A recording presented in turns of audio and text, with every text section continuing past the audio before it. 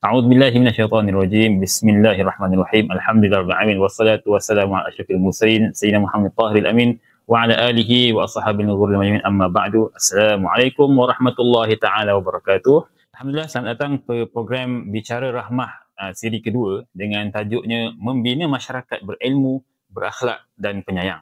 Jadi insyaAllah pada kesempatan hari ini kita bersama-sama dengan dua ahli panel yang tidak asing lagi. Bahkan insyaAllah sama-sama bakal memberikan input yang terbaik untuk kita memahami bagaimana membina masyarakat yang berilmu, berakhlak dan penyayang ini, yang mana ia merupakan satu daripada ciri-ciri negara rahmah. Memperkenalkan ahli panel yang pertama bersama saya hari ini ialah Dr. Muhammad Aizani bin Ma'ruf selaku Yang di-Pertua Ikram Negeri Melaka. Assalamualaikum, Dr. Assalamualaikum. Saya lagi ni insyaAllah. Alhamdulillah. Dan panel yang kedua pula, saya perkenalkan yang berbahagia Dr. Maimunah binti Fazil selaku Ketua Wanita Ikram Negeri Melaka. Assalamualaikum, Dr. Saya Dr. hari ini. Alhamdulillah. Dalam era masyarakat moden hari ini, terlihat masyarakat yang maju bukan hanya diukur dengan kehebatan fizikal maupun ekonomi mereka, tetapi juga terlihat dari sudut keterampilan dan kualiti ilmu yang ada pada mereka. Jadi tajuk perbincangan kita pada hari ini berkisar tentang bagaimana kita nak membina masyarakat yang berilmu, berakhlak dan penyayang. Ya, jadi insyaAllah soalan saya yang pertama buat panel kita, Dr. Aizani. Soalan pertama saya, apakah yang dimaksudkan dengan masyarakat yang berilmu, berakhlak dan penyayang sebagai salah satu daripada ciri-ciri utama negara rahmah? Silakan. Terima kasih kepada Ustaz Kamal soalan tersebut. Anda cuba berikan definisi pada tiga ciri tadi. Yang pertamanya ilmu, keduanya akhlak dan yang ketiga penyayang. Jadi kalau kita lihat dari segi ilmu ni, kita kena menjadikan ilmu sebagai panduan hidup kita dekat dunia ni. Sebagai kompas dalam kehidupan kita, sebagai panduan untuk kita mendapat keredaan Allah SWT. Tanpa ilmu ni kita akan sesat. Tanpa ilmu yang betul kita akan sesat. Okay? Ilmu sama ada sains ataupun ilmu agama sebenarnya memberikan kita kerangka pemikiran untuk mencapai sesuatu. Mencapai makna apa tujuan hidup kita. Apa yang patut kita lakukan untuk hidup. Dengan ilmu ni kita boleh membezakan mana yang baik, mana yang buruk. Mana yang hak, mana yang batil. Seterusnya kita lihat bahawa ilmu juga sebagai panduan atau alat untuk menyelesaikan masalah dan juga membuat keputusan. Dalam hidup ni, kita ini Allah memberikan kita peluang dan pilihan. Dalam kita membuat pilihan ni, kita kena berasas kepada ilmu. Untuk menentukan sama ada pilihan kita pilihan terbaik, sama pilihan yang hak, atau pilihan yang tak baik, atau pilihan yang batil. Jadi kita kena lihat bahawa keputusan yang kita buat kat dunia ini berdasarkan ilmu untuk mencapai keredaan Allah SWT. Dengan ilmu juga, kita dapat menjaga hubungan dengan Allah dan juga manusia. Alhamdulillah, alhamdulillah nas. So dengan cara itu sebenarnya dengan ilmu dapat merapatkan diri kita dengan Allah, dapat merapatkan diri dengan pencipta supaya kita mendapat keredaannya. So yang kedua tentang akhlak ni sebenarnya kalau kita lihat definisi akhlak ni adalah kadang orang kata akhlak mulia. Okey. Yang mana masyarakat akan memamerkan nilai-nilai murni, akhlak mulia dalam kehidupan mereka. Dalam interaksi mereka dengan masyarakat, interaksi mereka dengan jiran, interaksi mereka dengan kawan, rakan pejabat atau rakan taman dan sebagainya. So dalam perkataan mereka berakhlak mulia dan mereka nak meluahkan sesuatu, mereka menggunakan akhlak mulia. Jadi ucapan yang mereka keluarkan adalah ucapan yang menjaga hati masyarakat dan juga ucapan-ucapan yang mendapat keredaan Allah SWT. Dan yang ketiganya kalau kita lihat dari segi masyarakat penyayang ni, ialah masyarakat yang hidup dalam suasana kasih sayang, peduli antara satu sama lain. Tidak masyarakat yang katakan selfish. Bukan masyarakat yang mementingkan diri sendiri, tapi masyarakat yang peduli kepada sama ada keluarga mereka, jiran mereka, rakan pejabat ataupun komuniti yang lebih luas. Jadi mereka ni mempunyai empati, belas kasihan dan ingin tolong-menolong dalam membantu masyarakat yang memerlukan bantuan. Okay? Dan juga kita lihat satu lagi perkara yang berkaitan dengan penyayang ni adalah masyarakat yang harmoni. Harmoni dalam kehidupan. Baik dengan keluarga, antara jiran tetangga, dan juga mungkin antara bangsa juga agama yang berbeza. Harmoni. Okey. Jadi mereka ada toleransi dan mereka berinteraksi. Mereka ada budi bicara, hormat menghormati antara satu sama lain. Jadi kalau kita lihat tiga komponen, tiga ciri ini, iaitu ilmu, akhlak dan penyayang ini merupakan, dia menjadi satu yang indah sekiranya bergabung. Dan sebenarnya ia merupakan tunjang utama ciri negara rahmah yang memberi impact kepada masyarakat dan juga kehidupan masyarakat kat dunia. Allah Alam. Setelah kita mendengar definisi daripada Dr. Aizani tadi, berkenaan dengan masyarakat yang berilmu, berakhlak dan penyayang. Saya teringat kisah ataupun apa yang berlaku dalam sirah Nabi SAW. Okay. Lihat bagaimana Islam datang dengan Rasulullah SAW, datang dengan mengubah masyarakat yang dulunya jahil, yang dinamakan sebagai jahiliah, penuh dengan keruntuhan akhlak, kurangnya ilmu, bahkan kurang kasih sayang antara mereka. Datangnya Islam yang membawa rahmah ini telah mengubah mereka menjadi masyarakat yang memang penuh dengan keilmuan dan juga akhlak dan penyayang. Jadi insyaAllah soalan saya tu untuk yang kedua kepada Dr. Maimunah, apakah kriteria atau penanda aras utama untuk mengukur kejayaan misi nak membina masyarakat yang berilmu, berakhlak dan penyayang? Jadi saya nak dengar sikit pandangan dari Dr. InsyaAllah. Kriteria atau penanda aras utama dalam mengukur kejayaan misi untuk membina masyarakat yang berilmu, berakhlak dan penyayang, sewajarnya majoriti ahli masyarakat itu suka, cinta untuk mencari, memburu dan menimba ilmu, dan akan wujud dalam masyarakat tersebut majlis-majlis ilmu. Maksudnya masyarakat memeriahkan majlis ilmu bukan hanya tertumpu pada pusat-pusat pengajian ilmu, namun ke seluruh pelosok seperti di surau-surau, di masjid-masjid, di taman dan sebagainya. Maka kita berharap masyarakat tersebut mengamalkan ilmu yang mereka dapat. Dalam dia mengamalkan ilmu, berfikir, bertindak dan berinteraksi, mereka dapat mempamerkan akhlak yang terpuji. Dengan akhlak yang terpuji itu, mereka mempunyai integriti, empati, kepedulian, keperhatian untuk saling bantu-membantu dan berkasih sayang dalam masyarakat.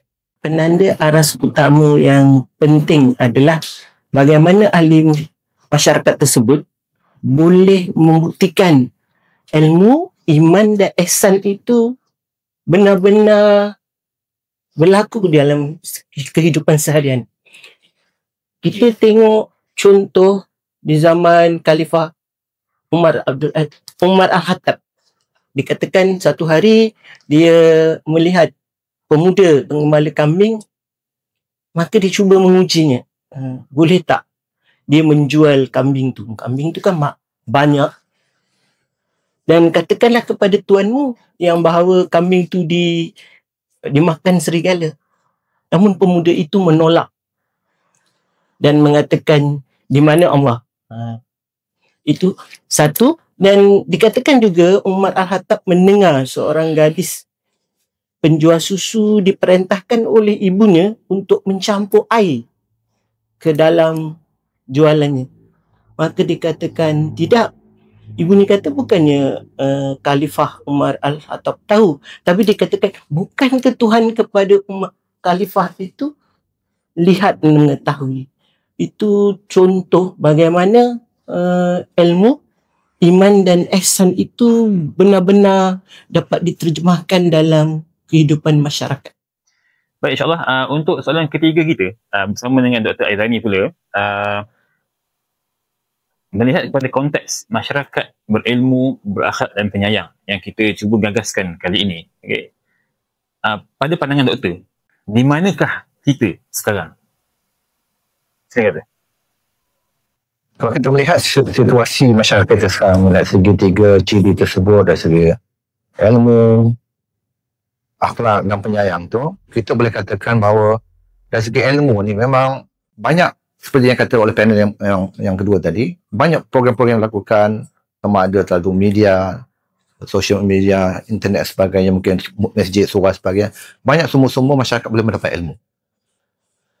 mudah mendapat ilmu sekarang ni berbanding dengan dahulu.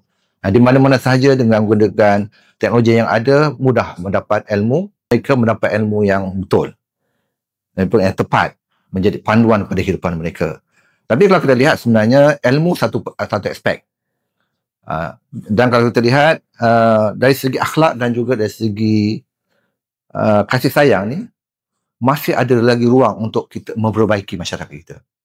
Dan juga kita lihat ilmu dah banyak dengan sumber-sumber yang dinyatakan tadi, tetapi dia belum cukup di hati dan diterjemahkan dalam amalan mereka.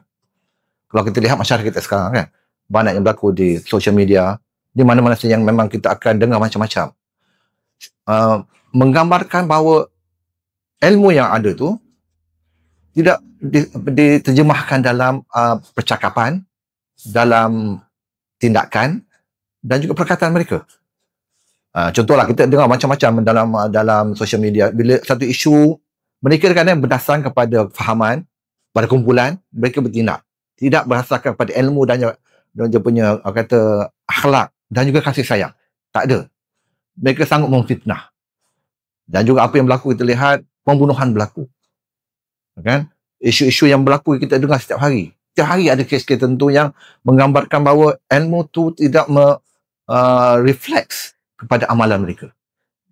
Menjamin bahawa dengan ilmu mereka melakukan akhlak yang baik. Tapi ini sebaliknya apa yang berlaku dekat media sosial sekarang ni. Negara rahmah ni menuntut keseimbangan. Kita tidak mahu masyarakat kita ni pintar dari segi agama, definisi masing-masing lah teknologi, tapi kita juga nak menjadikan masyarakat kita masyarakat yang ada jiwa ihsan, manusiawi dalam berhubungan berinteraksi dengan masyarakat. Okay? Ilmu ni sebenarnya dia akan menyuburkan kasih sayang, memperbaiki akhlak manusia sebenarnya. Oleh itu kalau kita lihat keseimbangan ni penting. Keseimbangan dari segi mungkin mental, dari segi spiritual dan juga fizikal. Tiga perkara yang amat penting. Jadi sekiranya tidak seimbang, ni apa yang berlaku dalam masyarakat kita. Masalah mental berlaku. Seolah-olah sekarang ni macam masyarakat kita ramai yang masalah mental dengan insiden-insiden yang berlaku.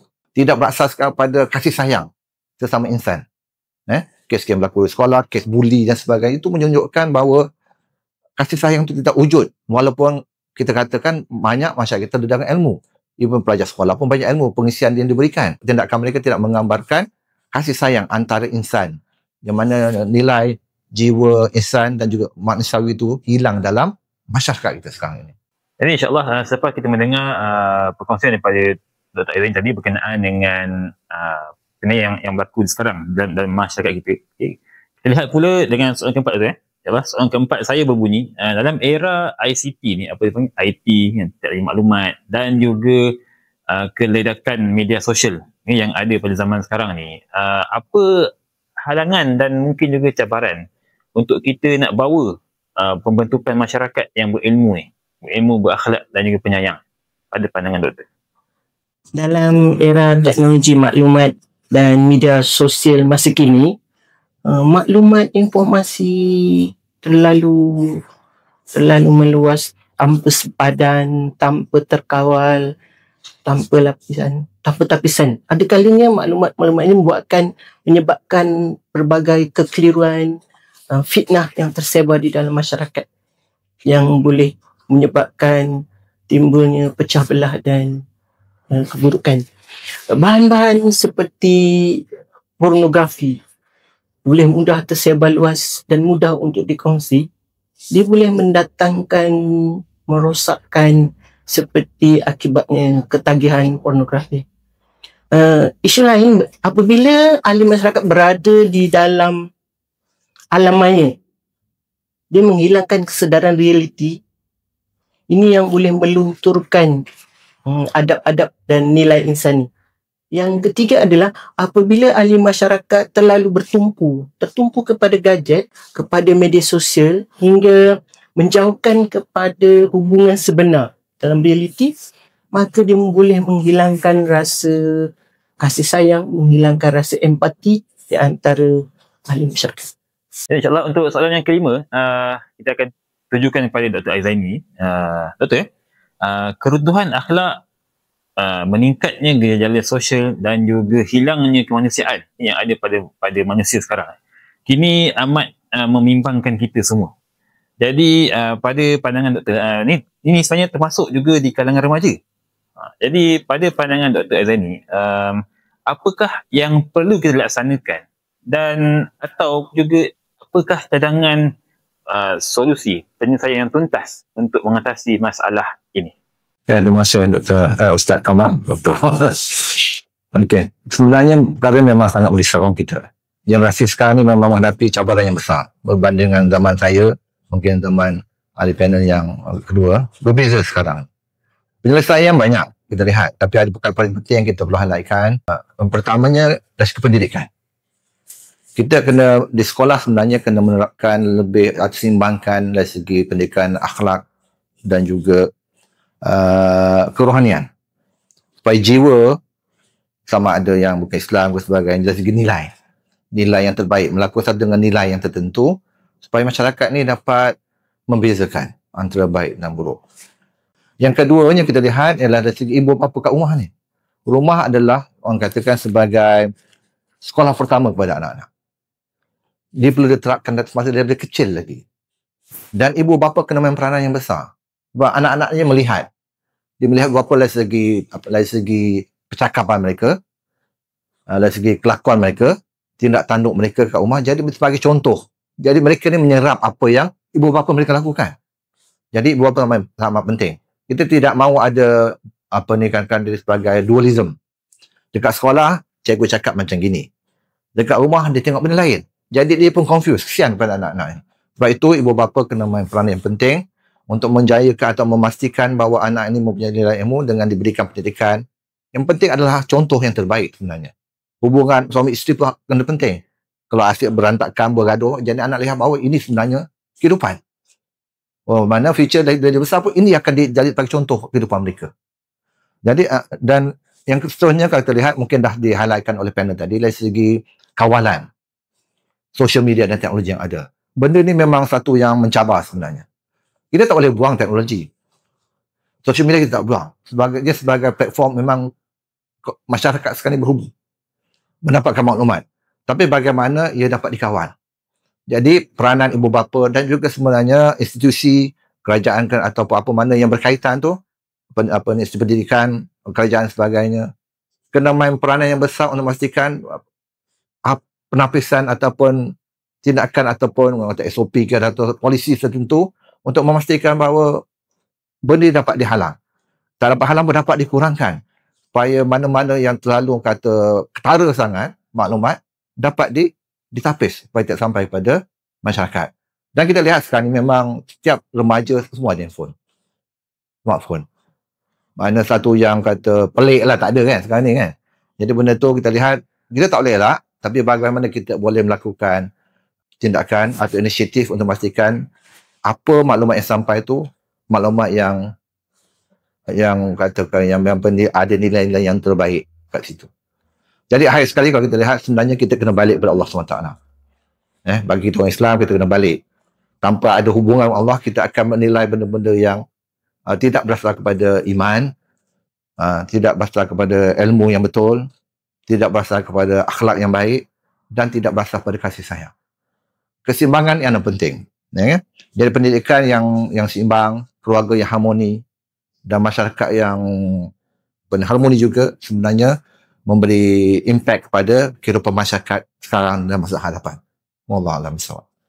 InsyaAllah pada kali ini soalan akhir kita, soalan ke-6 saya tujukan kepada Dr. Maimunah. Apakah peranan yang perlu dimainkan oleh pelbagai peringkat masyarakat dalam kita nak mencapai ni? Apa yang kita telah bincangkan tadi, kan? Kenaan dengan masyarakat yang berilmu, berakhlak, yang penyayang. Jadi apa peranan yang boleh kita mainkan dalam pelbagai lapisan yang ada sekarang? Saya kira peranan yang perlu dimainkan di pelbagai peringkat individu, keluarga, institusi pendidikan dan juga peringkat kepimpinan dan institusi negara. Jadi setiap individu perlu mempunyai kesedaran untuk menyebarkan budaya rahmah, untuk perlu sedar untuk kita sama-sama sebarkan ilmu yang benar. Ya. Dan apabila menegur, perlu menegur dengan hikmah. Seharusnya setiap ibu bapa itu menjadi contoh qudwah untuk menanam rasa cinta kepada ilmu, untuk menanam rasa kasih sayang sama ahli keluarga, dan juga menanam rasa empati agar mereka apabila berada dalam masyarakat memiliki perasaan kasih sayang dan untuk empati, untuk saling bantu-membantu dan berkasih sayang. Dalam isu pendidikan pula, perlunya menekankan nilai kemanusiaan, empati dan integriti. Maka guru-guru perlu berperanan bukan sekadar pengajar, tapi sebagai murabbi untuk mendidik anak-anak menjadi hamba Allah yang berilmu, berkasih sayang dan mampu untuk menjadi ahli masyarakat yang lebih baik. Dan yang keempat itu ialah kepimpinan dan institusi negara. Perlunya mencipta ekosistem nilai yang ingin dibentuk dalam sebuah negara. Kepimpinan itu sendiri perlu menunjukkan teladan dari segi integriti, membina masyarakat dengan mengadakan dasar-dasar yang akan menyokong kepada budaya ilmu dan akhlak di dalam pembentukan masyarakat. Jadi Alhamdulillah kita telah mendengar perkongsian daripada kedua ahli kita iaitu Dr. Aizaini dan juga Dr. Maimunah atas berkenaan tajuk kita dalam program kita apa? Bicara Rahmah siri kedua yang dibawakan khas oleh Ikram Negeri Melaka. Jadi insyaAllah sebagai mengakhiri program kita hari ini, saya ingin membuka peluang lah kepada panel kita untuk memberikan rumusan atau juga harapan kepada masyarakat kita. Silakan. Okey, terima kasih. Sama. So berkaitan dengan apa yang kita bincangkan, tajuk pengertian apa ni dari segi ilmu, akhlak dan penyayang ni, apa yang penting bagi kita terutamanya yang orang Islam ni kan, kita kena kembali kepada Allah Taala. Ataupun kita kena ada nilai-nilai yang baik dalam kehidupan masyarakat. Okey. Semua penyelesaian ini tidak akan kita berhasil sekiranya kita menjauhkan diri kepada Allah SWT. Sebenarnya jiwa yang ada nilai yang murni, jiwa yang ada nilai yang baik ini, mereka akan malu untuk melakukan dosa. Okay? Mereka tidak akan buat dosa. Jadi dengan akhlak yang baik, dengan ilmu yang mereka ada dan rasa kasih sayang antara insan itu, menjadikan mereka menjadikan insan yang terbaik. Okay? Jadi kuncinya kita lihat di sini untuk menjadikan masyarakat kita masyarakat yang berakhlak, berilmu dan juga kasih sayang ni, ada beberapa parameter yang kita kena lihat memberi sokongan kepada kehidupan masyarakat. Yang pertamanya, kita kena ada pendidikan yang seimbang. Aspek spiritual, aspek fizikal dan juga mental, kerohanian dan sebagainya sebenarnya memberi kekuatan kepada remaja dan juga insan yang ada. Yang keduanya, kita lihat kita kena ada keluarga yang harmoni, kasih sayang dalam keluarga, menjadi contoh kepada anak-anak mereka membesar. Dan seterusnya kita ingin media yang mendidik, konten-konten yang mendidik, bukan benar-benar merosakkan pemikiran remaja dan anak-anak. Dan akhir sekali kita lihat kita perlu masyarakat yang peduli, ada kasih sayang antara mereka, melihat mereka membantu dan sebagainya. Jadi ini menjadi ikrar kepada iman dan rahmah sebenarnya, yang memang menjadi tunjang kepada negara rahmah yang kita inginkan berlaku di negara kita. Baik, jazakallah khair pada Dr. Aizaini atas rumusan tadi. Jadi sekarang kita dengar pula bagaimana rumusan dari pihak panel kedua, Dr. Maimunah. Silakan, Dr. Untuk mencapai negara rahmah, doa dan harapan saya lah semoga suatu masa dia akan tercapai. Dia memerlukan satu usaha yang besar, yang memerlukan usaha yang sinergi dari pelbagai perangkat individu, komuniti, masyarakat, hinggalah kepada kepimpinan negara yang perlu sama-sama berusaha untuk melaksanakan pembinaan masyarakat agar berilmu, berakhlak dan penyayang, dan semoga suatu ketika tercapai Malaysia menjadi negara rahmah. Alhamdulillah kita telah mendengar perkongsian daripada kedua belah panel berkenaan dengan tajuk kita yang sangat menarik sebenarnya. Bahkan memerlukan kepada kerjasama semua, iaitu apa? Membina masyarakat berilmu, berakhlak dan juga penyayang, yang merupakan satu daripada ciri-ciri asas bagi membina sebuah negara rahmah. Jadi Alhamdulillah saya ucapkan bagi pihak Ikram Negeri Melaka, jazakallah khairan kasiran kepada Dr. Aizaini selaku YDP Ikram Negeri Melaka, dan juga kepada Dr. Maimunah selaku Ketua Wanita Ikram Negeri Melaka atas kesediaan menjadi panel kita pada hari ini. Jadi alhamdulillah, semoga apa yang kita sampaikan pada hari ini dapat kita ambil iktibar dan juga sebanyak-banyaknya ilmu dan pengetahuan yang dapat dan juga dapat kita amalkan dalam kehidupan kita. Dan kena ingat, orang Arab kata apa? Al-ilmu bila amalin kasyajari bila tamar. Iaitu ilmu tanpa amal itu adalah seperti pokok yang tiada buahnya. Jadi akhir kata, saya lagi sekali ucapkan jazakallahu khairan kasiran pada panel dan juga pada semua penonton yang mendengar Bicara Rahmah siri kedua ini. Semoga kita bertemu lagi pada siaran yang akan datang. Wassalamualaikum warahmatullahi wabarakatuh.